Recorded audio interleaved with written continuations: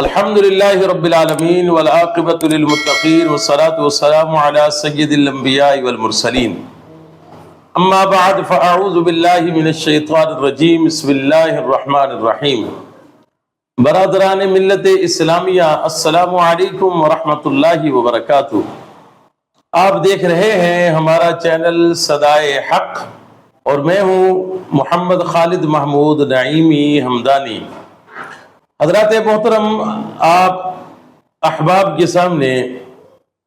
ہم حضور نبی پاک صلی اللہ تعالی علیہ وآلہ وسلم کی مبارک اور پاک سیرت کا بیان کرتے ہوئے آ رہے ہیں۔ آپ نے پچھلے پروگرامز کے اندر سماعت کیا کہ کس طرح اللہ کے نبی صلی اللہ تعالی علیہ وآلہ وسلم نے دین اسلام کو پھیلانے کے لیے اور جو نبوت کی ذمہ داریاں ہیں ان کو ادا کرتے ہوئے، ان کو نبھاتے ہوئے حضور نبی پاک علیہ السلام نے کتنے مشکل حالات کا سامنا کیا۔ مکے کے لوگوں کی زبان درازی، ان کی دشمنی، ان کی مخالفت، ان کا تنگ کرنا، ان کا حضور نبی پاک علیہ السلام کی جان کا دشمن بن جانا، پھر جن لوگوں نے اسلام قبول کیا پھر ان کو ستایا جانا، پھر ان کے اوپر ظلم و تشدد کے پہاڑ توڑے جانا، اور ہر قسم کا کوئی ایسا ظلم، کوئی ایسا تشدد، کوئی ایسا سزا دینے کا عمل نہیں تھا جو انہوں نے صحابہ کرام کو نہ دیا ہو یا صحابہ کرام کو اس طریقے سے انہوں نے نہ ستایا ہو۔ لیکن حضور نبی پاک علیہ السلام کے پیارے صحابہ وہ بھی استقامت کا پہاڑ بنے رہے، اور حضور نبی پاک علیہ السلام نے بھی ہر قسم کی مخالفت اور ظلم کا جو ہے وہ ڈٹ کر مقابلہ کیا اور اسلام کی دعوت کو استقامت کے ساتھ جو ہے آگے پھیلاتے رہے۔ تکلیفیں، مشقتیں، اذیتیں ہر قسم کی برداشت کی۔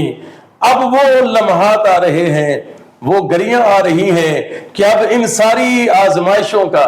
ان ساری تکلیفوں کی برداشت کرنے کا اور ان ساری مخالفتوں کے برداشت کرنے کا، ان سارے مظالم کو برداشت کرنے کا اللہ تبارک و تعالیٰ صلہ دینے والا ہے۔ اب اس کا اجر ملنے والا ہے، اب آسانیاں آنے والی ہیں، اب جو ہے آسائشیں آنے والی ہیں۔ اب اللہ تبارک و تعالیٰ کا وہ وعدہ کہ نصر من اللہ و فتح قریب، اب اس کے دن قریب آنے والے ہیں۔ اب جو ہے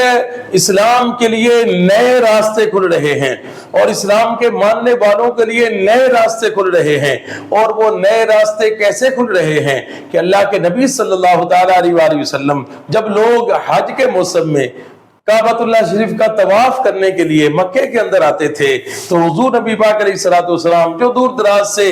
لوگ آتے تھے، قبائل کے لوگ آتے تھے وہ اس کعبۃ اللہ شریف کا طواف کرنے کے لیے، تو حضور علیہ السلام ان کے خیموں میں جا کر ان کے پاس جا کر جو ہے وہ اسلام کی دعوت کو پیش کرتے تھے۔ لیکن پہلے لوگ جو ہے وہ اسلام کی دعوت پر کان نہیں دھرتے تھے، اس پر توجہ نہیں دیتے تھے، حضور کی دعوت کو قبول نہیں کرتے تھے۔ لیکن وہ لمحات بھی آئے، وہ گھڑیاں بھی آئیں جب یثرب سے قبیلہ اوس اور قبیلہ بنو خزرج کے لوگ جو ہے وہ کعبۃ اللہ شریف کا طواف کرنے کے لیے آتے ہیں۔ حضور نبی پاک صلی اللہ تعالی علیہ وآلہ وسلم ان کو اسلام کی دعوت دیتے ہیں، اسلام ان کے سامنے پیش کرتے ہیں۔ وہ لوگ بڑی محبت کے ساتھ، بڑی توجہ کے ساتھ، بڑے انہماک کے ساتھ حضور نبی پاک علیہ السلام کی دعوت کو سنتے ہیں، قرآن پاک کے پیغام کو سنتے ہیں، قرآن پاک کی آیات کو سنتے ہیں۔ قرآن پاک کی آیات، قرآن پاک کا پیغام، اللہ کا کلام ان کے دلوں کے اندر گھر کرتا جا رہا ہے، ان کے دلوں کے اندر اسلام کی محبت پیدا ہوتی جا رہی ہے، اسلام کے لیے پیار ان کے دلوں کے اندر پیدا ہوتا جا رہا ہے۔ حضور نبی پاک علیہ السلام کی ذات کے بارے میں ان کے دلوں کے اندر محبت اور پیار پیدا ہو رہا ہے، آقا کریم علیہ السلام کی ذات کے ساتھ ان کے دلوں کے اندر الفت پیدا ہو رہی ہے۔ انہوں نے اسلام، چند لوگوں نے اسلام قبول کیا، پھر جا کر جو ہے اپنے قبیلے کے اندر جا کر، یعنی یثرب جو بعد میں مدینہ بنا، یثرب میں پہنچ کر اپنے لوگوں کو جا کے بتایا کہ ہم وہاں گئے تھے، بیت اللہ شریف کا طواف کرنے کے لیے، وہاں پر ہمیں جو ہے ایک اللہ کے نبی ملے جو آخری نبی ہے اللہ تبارک و تعالیٰ کے، انہوں نے ہمیں اسلام کی دعوت دی، ہم نے ان کی دعوت کو سنا، ان کے پیغام کو سنا، ان کی بات کو سنا، جو اللہ نے ان پر کلام نازل کیا ہے، ہم نے اس قرآن کی آیات کو سنا۔ قرآن پاک کو جب ہم نے سنا تو وہ قرآن ہمارے دلوں کے اندر گھر کرتا گیا، وہ قرآن ہمارے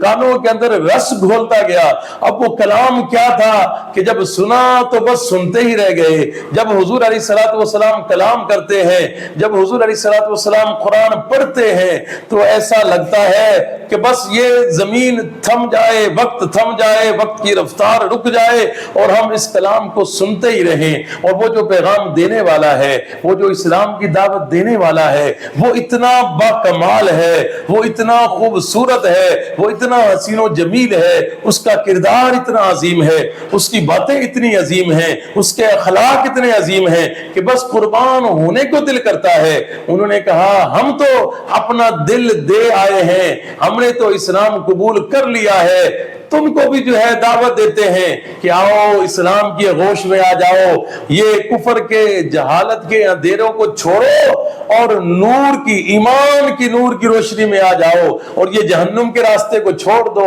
اور جنت کا راستہ اپنا لو، یہ کفر کو چھوڑو اور اسلام کی آغوش میں آؤ۔ آؤ سارے بتوں کی پوجا کرنا چھوڑ کر ایک خدا وحدہ لا شریک کی عبادت کریں، اور حضور نبی کریم علیہ الصلوۃ والسلام جو امام الانبیاء ہیں، جو خاتم الانبیاء ہیں، جو محبوب خدا ہیں، اس اللہ کے پیارے نبی صلی اللہ تعالیٰ علیہ وآلہ وسلم پر ایمان لائیں، ان کا کلمہ پڑھیں، مسلمان ہو جائیں۔ یہ پیغام ان لوگوں نے جا کر اپنے